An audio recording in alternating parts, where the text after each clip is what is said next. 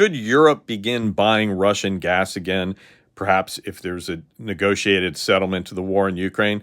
And this is an important question. Now, Poland's president just went on record saying, he thinks that Europe never should, that the Nord Stream pipeline should be dismantled, get that puppy out of there. We don't need to be tempted, right? We don't even want the temptation because he said that, Russian gas is a threat to all of Europe.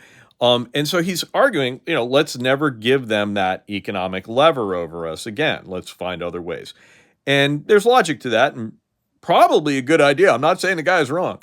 However, when it comes to sanctioning, there's a couple points to this, right? There's a couple implications of this. One, in doing away with Russia's lever over you, you do away with your lever over Russia. If now you could argue it's a one-sided lever.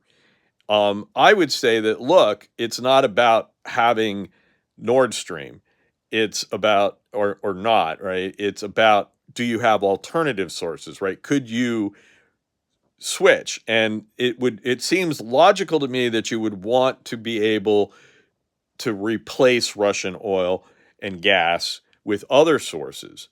But if you have that capability, then why not buy the Russian gas if there's a peace agreement? Because that then establishes interdependence with them.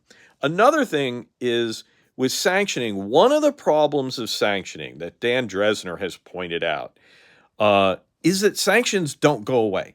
People put sanctions on and they tend to stay on. The problem with that is if you're using sanctions as a means of influence on people, it's the contingency of a threat, right? When you threaten something, hey, do this or I'm going to sanction you.